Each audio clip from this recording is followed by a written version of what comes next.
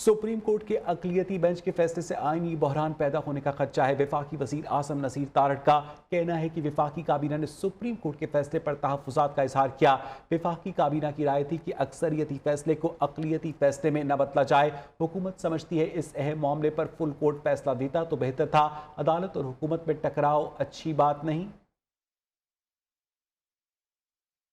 Dead talk खत्म करने के लिए हुकूमत से मुज़ाकरात के लिए तैयार है। साबिक स्पीकर कौमी असम्बली असद कैसर का कहना है कि इंतखाबात आगे पीछे हो सकते हैं और अगर इंतखाबात में एक मरतबा 90 रोज़ से ज़ायद की ताख़ीर करनी है तो असम्बली आकर आईनी तरमीम के लिए भी हम तैयार हैं। वज़ीर आज़म ऐलान करे कि हुकूमत बात करना चाहती है।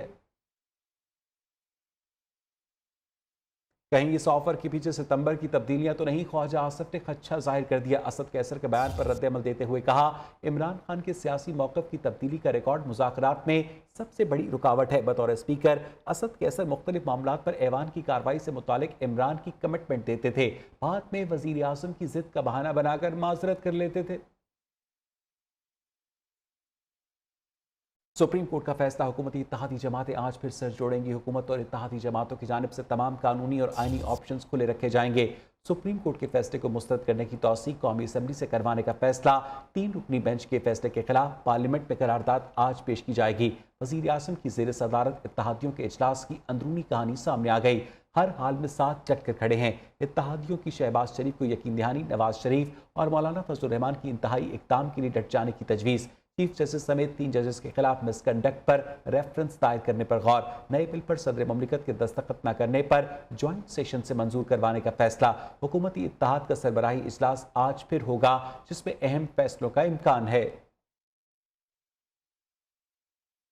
वज़ीर आज़म का अदालती फैसले के खिलाफ आज एक और करारदाद असेंबली में लाने का ऐलान। शहबाज शरीफ ने कहा कि इस तरह का खेलवाड़, इतना भयानक मंजर पहले कभी नहीं देखा। जो जजेस मुकदमे से खुद ही हट गए थे दोबारा बैठ गए। आइन और कानून के साथ संगीन मजाक किया जा रहा है। किस तरह 4-3 के फैसले को मुस्तरद किया गया सबके सामने है। वज़ीर आज़म का हुकूमती इत्तेहाद के सरबराह इजलास से खिताब। सुप्रीम कोर्ट में जिस तरीके से इस केस की प्रोसीडिंग्स हुई वो हम सब के सामने हैं, और किस तरह 4-3 के फैसले को इग्नोर किया गया और किस तरह जो जजेस जिन्होंने रिक्यूज किया था वो दोबारा बेंच में बैठ गए। कल उम्मीद है कि इंशाअल्लाह एक और करारदाद हाउस में पेश की जाएगी। इसके बारे में मज़ीद गुफ्तगू लॉ मिनिस्टर आप सबके सामने पेश करेंगे, मगर मैं ये सिर्फ कहना चाहता हूँ कि इस तरह का खिलवाड़ पहले कभी देखने में नहीं आया। खैबर पख्तूनख्वा में इंतखाबात के लिए तहरीक इंसाफ की आईनी दरखास्त तैयार है। पीटीआई कुछ देर बाद सुप्रीम कोर्ट में दायर करेगी। दरखास्त में मौक़िफ़ इख्तियार किया गया है कि सुप्रीम कोर्ट के अहकामात के बावजूद गवर्नर खैबर पख्तूनख्वा इंतखाबात की जल्द तारीख नहीं दे रहे। गवर्नर केपी ने आम इंतखाबात के लिए तारीख देकर वापस ले ली। सुप्रीम कोर्ट गवर्नर केपी को फौरी तारीख देने का हुक्म देकर जल्द इंतखाबात यकीनी बनाए। मज़ीद तफसीलात जानेंगे अपने नुमाइंदे जहांज़ेब अब्बासी से। Ji Jahanzeb. Ji Awais, supreme court of Pakistan में अब एक मरतबा फिर पाकिस्तान तहरीक इंसाफ से ने रुजू करने का फैसला किया है। पहले आपने देखा पंजाब में जिस तरह से जो कुछ हुआ, और हत्ता कि सुप्रीम कोर्ट ऑफ पाकिस्तान ने इलेक्शन के इनेकाद न सिर्फ उसकी तारीख थी बल्कि शेड्यूल भी जारी कर दिया। ये भी एक अनोखा वाक़या है। लेकिन अब खैबर पख्तूनख्वा में इंतखाबात के इनेकाद के लिए भी पाकिस्तान तहरीक इंसाफ ने रुजू करने का फैसला किया है। बाज़ाब्ता तौर के ऊपर दरख्वास्त तैयार कर दी गई है। थोड़ी देर में दरख्वास्त दायर की जाएगी और इसमें ये इस्तदा की जा रही है कि जो गवर्नर केपी हैं उनको इस बात का पाबंद बनाया जाए कि वो इंतखाबात के इनेकाद के लिए तारीख दें। जी बहुत शुक्रिया जहांज़ेब आपका। इलेक्शन मुतनाज़ हुए तो ये मजीद तबाही होगी। हुक्मरानों ने सुप्रीम कोर्ट को डराने धमकाने की कोशिश की लेकिन जजेस उनकी ब्लैकमेलिंग में नहीं आए। इमरान खान का कारकुनों से वीडियो लिंक से खिताब। सुप्रीम कोर्ट के फैसले पर कौम को मुबारकबाद देते हुए कहा, बदकिस्मती से शुरू से ही पाकिस्तान में इंसाफ नहीं हुआ। नजरिया ज़रूरत के तहत आइन की धज्जियाँ उड़ाई जाती रहीं। ताकतवरों की कोशिश थी कि किसी तरह जजेस आइन के साथ खड़े ना हो। आइन में वाज़ेह है कि असेंबली तहरीर हो तो 90 दिन में इलेक्शन करवाना होंगे।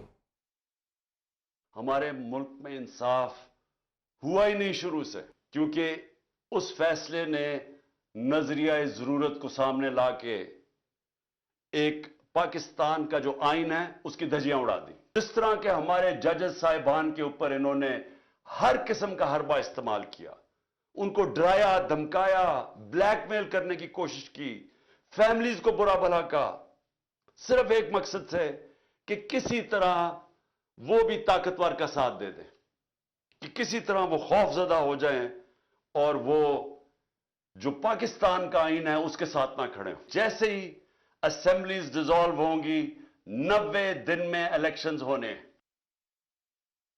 तहरीक इंसाफ के रहनुमा फवाद चौधरी ने कहा कि मजिस्ट्रेट के फैसले पर अमल दरामद के लिए आखिरी हद तक जाने वाली हुकूमत आज सुप्रीम कोर्ट के फैसलों के रास्ते में रुकावटें डाल रही है। फाशिस्ट हुकूमत सिर्फ अपने मफादात और करप्शन केसेस में सजाओं से बचने के लिए पाकिस्तान की सालमियत को खतरे में डाल रही है। पाकिस्तान के लोग बड़ी तहरीक के लिए तैयारी करें। हिम्मत है तो 3 जजेस के खिलाफ रेफरेंस लेकर आए। शेख रशीद का हुकूमत को चैलेंज दावा किया। मरियम नवाज और नवाज शरीफ तो चाहते हैं कि रेफरेंस आए, लेकिन काबीना नहीं चाहती। इलेक्शन का स्केड्यूल आ चुका, हुकूमत इलेक्शन से फरार चाहती है। इन लोगों के पास इलेक्शन लड़ने के लिए उम्मीदवार तक नहीं है। 13 पार्टियों में से 3 ने कागजात नामजदगी भी जमा करवाए हैं। साबिक वजीर दाखिला ने कहा, लोग आटे के लिए एड़ियां रगड़ रगड़ कर मर रहे हैं, गरीब पर इससे बुरा वक्त नहीं आ सकता। ये लोग अवाम को शक्ल दिखाने के काबिल नहीं।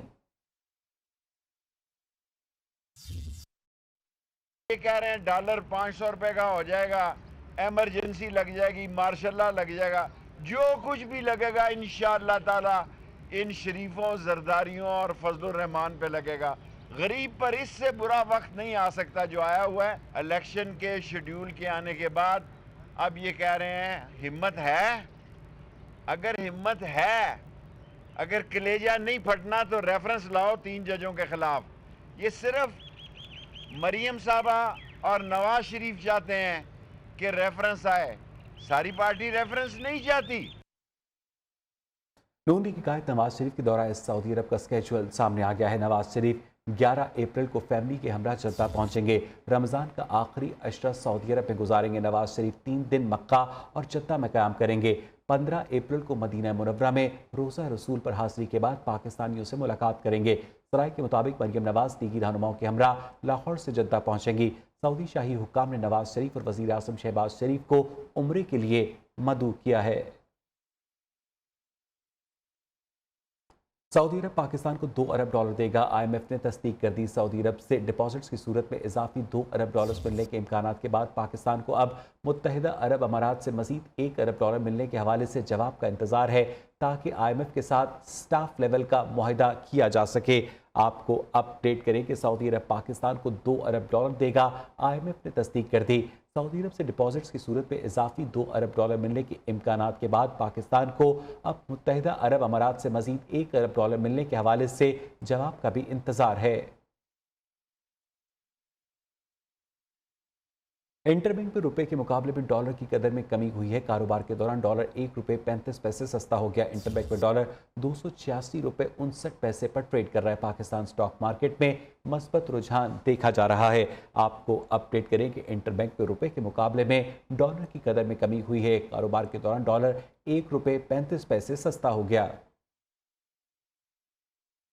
इस्लामाबाद में अरशेख और उनुश की कीमतों में इजाफा। चीनी की कीमत में 2 दिन में ₹11 का इजाफा हो गया। मार्केट में चीनी ₹120 फी किलो में फरोख्त हो रही है। मज़ीद जानेंगे फैसल हसन से। जी बिल्कुल, मुल्क भर में महंगाई का तूफ़ान जो है वो थमने का नाम नहीं ले रहा। और जैसे ही रमज़ान अल मुबारक का मुक़द्दस महीना स्टार्ट हुआ है तो आए रोज़ कीमतों में इजाफा देखने को मिल रहा है। अब जो चीनी है, चीनी का इस्तेमाल रमज़ान अल मुबारक में लोग ज़्यादा करते हैं, मशरूबात वगैरह में ज़्यादा इस्तेमाल होता है चीनी का। तो अब जो पाकिस्तान में जो है मुल्क भर में चीनी की कीमतों में बहुत ज़्यादा इजाफा देखने को मिल रहा है। 2 रोज़ के अंदर अंदर जो होल सेल रेट है चीनी का वो ₹120 फ़ी किलो तक पहुँच गया है। और अगर छोटे शहरों की बात की जाए तो उसके रेट वहाँ पर बहुत ज़्यादा होगा। अब ₹120 फ़ी किलो होल सेल में आम मार्केट में चीनी मिल रही है, जो कि अगर रमज़ान मुबारक के पहले रोज़े की बात की जाए तो 80 या 90 रुपए में फ़ी किलो फ़रोख्त की जा रही थी। शहरियों से बात की तो शहरियों का यही कहना था कि रमज़ान मुबारक शुरू होते ही जो चीनी की कीमत थी वो 90 रुपये और 95 रुपये फ़ी किलो फ़रोख्त की जा रही थी। आज 15 रमज़ान मुबारक है और 15 रमज़ान मुबारक आते ही जो चीनी की कीमत है उसमें बहुत ज़्यादा इजाफा हुआ है। और आज जो कीमत है मार्केट में वो ₹120 फ़ी किलो में चीनी जो है वो फ़रोख्त की जा रही है। शहरियों का हुकूमत वक्त से यही मुतालबा था कि रमज़ान मुबारक का मुक़द्दस महीना है, इसमें इन चीज़ों की कीमत जो है उनको कम किया जाए ताकि शहरियों को कोई रिलीफ मिल सके। जी। रमजान में मुनाफाखोर माफिया सरगर्म है। चीनी की कीमत में एक हफ्ते में 20 रुपए फी किलो का इजाफा हो गया। मार्केट में चीनी 130 रुपए फी किलो में फरोख्त होने लगी है। मजीद जानेंगे अब्दुल वहाब शाहिद से। जी बिल्कुल, रमज़ान मुबारक में लोग मीठी अशिया, जिसमें अगर बात करें मशरूबात और मुख्तलिफ़ किस्म के जो है वो लवाज़मात तैयार करते हैं, लेकिन अब उनके लिए बुरी खबर है कि चीनी की कीमत में होशरुबा इजाफा हो चुका है। तकरीबन एक हफ्ते के दौरान चीनी की कीमत 20 रुपये बढ़ चुकी है और अब ओपन मार्केट के अंदर जो है वो चीनी 130 रुपये किलो पर पहुँच चुकी है। चीनी की कीमत में इजाफा जो है वो एक आवाम के लिए लम्हा फ़िक्रिया है कि चूँकि मशरूबात इस्तेमाल की जाते हैं, चाय में इस्तेमाल की जाती है चीनी, उसके अलावा अगर बात करें दूध में इस्तेमाल की जाती है और इसी तरह दीगर अशिया बनाने के लिए जो है वो चीनी का इस्तेमाल किया जाता है। लेकिन कीमतें अब इतनी ज़्यादा हो चुकी हैं कि लोगों के होश उड़ चुके हैं, लेकिन कोई रिलीफ भी नहीं मिल रहा आवाम को। दुकानदार से ही जानते हैं कि क्यों कीमत इतनी बढ़ाई गई है। आप बताइएगा क्यों चीनी की इतनी कीमत में इजाफा किया गया और अब क्या रेट चल रहा है?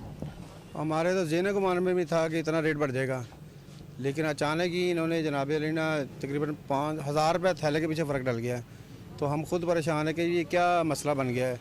पीछे से गवर्नमेंट ने रेट कोई नहीं बढ़ाया, लेकिन ये पीछे बैठे हुए ना बड़े बड़े जो लोग हैं जिनके पास चीनी स्टॉक है, उन्होंने रेट बढ़ाया है। बिल्कुल 100-105 रुपये इसकी कीमत होनी चाहिए, लेकिन आवाम के लिए जो है वो इंतहाई एक मुश्किल घड़ी है कि रमज़ान मुबारक के अंदर ही कीमतों में जो है वो इजाफा किया गया है और एक हफ्ते के दौरान जो है वो तकरीबन 20 रुपये इजाफे के बाद जो चीनी है वो 130 रुपये किलो पर पहुँच चुकी है। जी बहुत शुक्रिया आपका। रमज़ान के महीने में हुकूमत शहरियों को रिलीफ फराहम करने में नाकाम है। फैसलाबाद में चीनी 125 रुपये में फरोख्त होने लगी, जबकि दाल माश 440, दाल चना 230, दाल मसूर 310 रुपये फी किलो में फरोख्त हो रही है।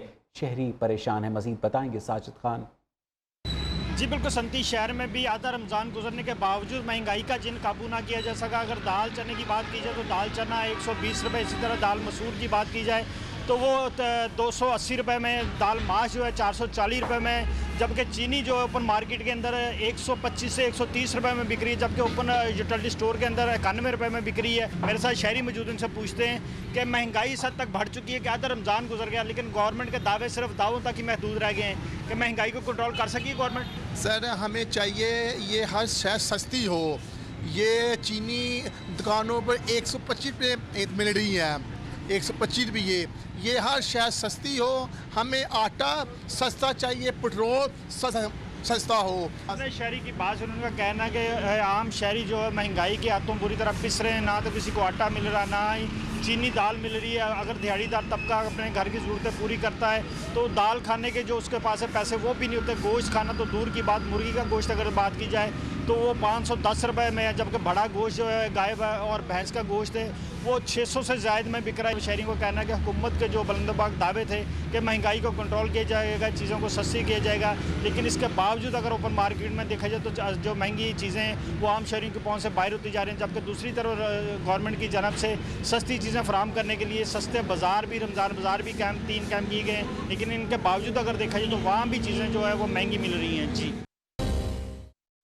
मुल्क के मुख्तलिफ हिस्सों में बारिशों और यालाबारी गंदम की फसल को शदीद नुकसान पहुंचा। मुतादिद इलाकों में इमलाक, तबाह और मवेशी हलाकों के जंग में आसमानी बिजली गिरने से बहन भाई और हरनाई में छत गिरने से खातून जाँ बहक हो गई। यूं तो बारिश रहमत होती है, लेकिन जब जरूरत से ज्यादा हो तो जहमत भी बन जाती है। मुल्क के मुख्तलिफ हिस्सों में गुज़िश्ता रोज बारिश और यालाबारी हुई, जिससे कहीं मौसम खुशगवार हुआ तो कहीं बड़े पैमाने पर नुकसान भी हुआ। झंग के नवाही इलाके शाहजियोना में आसमानी बिजली गिरने से मोटरसाइकिल सवार बहन भाई जाम बहक हो गए। उधर संजावी में शदीद बारिश और यालाबारी से फसलों और बागात को शदीद नुकसान पहुंचा। महकमे मौसमियात ने आइंदा 24 घंटे के दौरान मुल्क के बेशतर इलाकों में मौसम खुश्क रहने की पेश गोई की है। ताहम बालाई खैबर पख्तूनख्वा, गिलगित बल्तिस्तान और कश्मीर में चंद मकामात पर तेज हवाओं और गरज चमक के साथ बारिश का इम्कान है। पाकिस्तान न्यूजीलैंड सीरीज के लिए टिकट सेल तेजी से जारी है। लाहौर में होने वाले T20 के 250 और 500 रुपए वाले तमाम टिकट्स खत्म हो चुके हैं। फास्ट बॉलर शाहीन शाह आफरीदी 23 बरस के हो गए। सालगिरह का केक शाहिद आफरीदी के घर पर काटा गया।